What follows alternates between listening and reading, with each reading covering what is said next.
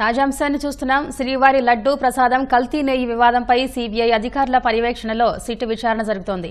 Tamil Nadu Dindigul AR డైరీలో SIT బృందం విచారణ చేసింది. ఇక మరింత సమాచారం మా ప్రతినిధి నారాయణప్ప అడిగి తెలుసుకుందాం. నారాయణప్ప, చెప్పండి, ఏఆర్ డైరీలో సిట్ బృందం విచారణకు సంబంధించి వివరాలేంటి?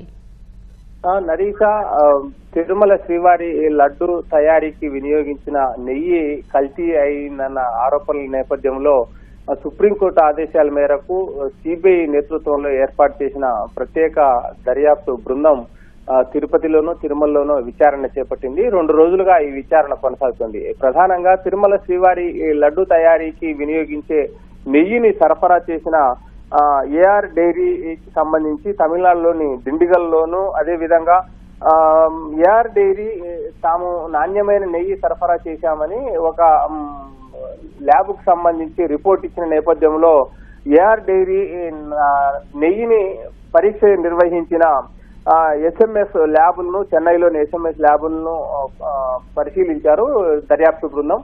అదేవిధంగా తిరుపతిలోని టీటీడీ పరిపాలనా భవనంలో వివిధ విభాగాల్లో పలు దస్త్రాలను అధికారులు పరిశీలిస్తున్నారు.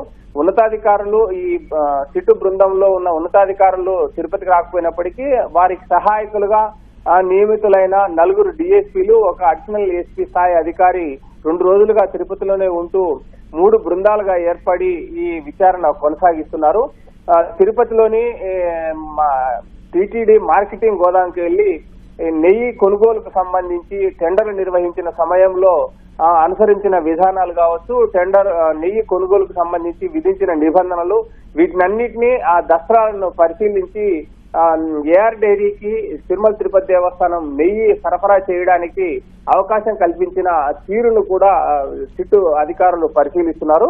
అదేవిధంగా తిరుమలకు కూడా వెళ్లి లడ్డు తయారీకి సంబంధించిన పోర్టులో కూడా విచారించేందుకు అవకాశం ఉంది. 3 బృందాలుగా విడిపోయిన సహాయకులందరూ వివిధ విభాగాలకు వెళ్లి ఒక బృందం తిరుమల తిరుపతి దేవస్థానం పరిపాలనా భవనంలోనూ, మరో బృందం చెన్నై దిండిగల్ కు సంబంధించి ఏఆర్ డైరీకి, అదేవిధంగా ఏఆర్ డైరీతో పాటు పనబాకంలోని వైష్ణవి డైరీ, మరోవైపు మరో బృందం తిరుమలకు, ఇలా బృందాలుగా విడిపోయి ప్రత్యేక దర్యాప్తు బృందం తన దర్యాప్తును విస్తృతం చేసింది.